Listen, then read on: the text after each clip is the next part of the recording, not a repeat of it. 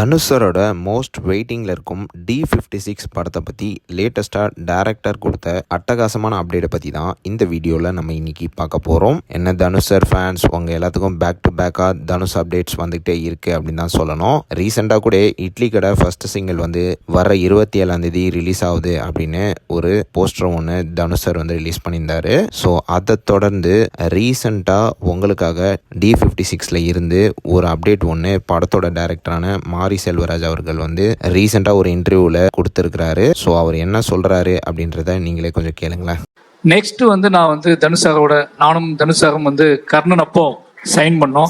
சில காரணங்களால் பண்ண முடியாமல் போயிட்டே இருந்துச்சு. ஒரு பெரிய ப்ராஜெக்ட் என் லைஃப்பில் நான் வந்து ஒரு பெருசாக ஒன்று பண்ணணும், ஆனால் ஒரு எளிமையான கதையை ரொம்ப பெருசாக பண்ணணும் ஆசைப்பட்ட ஒரு படம், முக்கியமான படமாக இருக்கும்னு நினைக்கிறேன். அந்த படத்தோட வேலைகள் இப்போ ஸ்டார்ட் ஆகி போயிட்டு இருக்கு. நிச்சயமாக அது என்னோட மைல்கல்லான ஒரு படமாக இருக்கும்.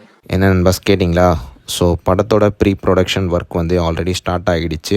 இந்த வருஷம் இறுதிக்குள்ளே இந்த படத்தோட ஷூட்டிங் வந்து தொடங்க உள்ளதாக லேட்டஸ்டாக தகவல்கள் வந்திருக்கு. அண்ட் ஆல்சோ இந்த படம் வந்து தனுஷரோட கெரியரில் ஒரு மிகப்பெரிய மாசான படமாக இருக்கும் அப்படின்னு எதிர்பார்க்கப்படுது. ஸோ அவ்வளோதான் நண்பாஸ், இதுதான் D56 பற்றின லேட்டஸ்ட் தகவல்கள். நீங்கள் மாரி செல்வராஜ் அவர்கள் சொன்ன தகவல்களை பற்றி என்ன நினைக்கிறீங்க அப்படின்றத மறக்காமல் நம்மளோட கமெண்ட் பாக்ஸில் சொல்லுங்கள். அண்ட் ஆல்சோ யார் யாரெல்லாம் இந்த படம் தொடங்குறதுக்காக வெறித்தனமான வெயிட்டிங்கில் இருக்கீங்கன்னு அதையும் மறக்காம நம்மளோட கமெண்ட் பாக்ஸில் சொல்லுங்கள். தனுஷர் பிளட்ஸ்.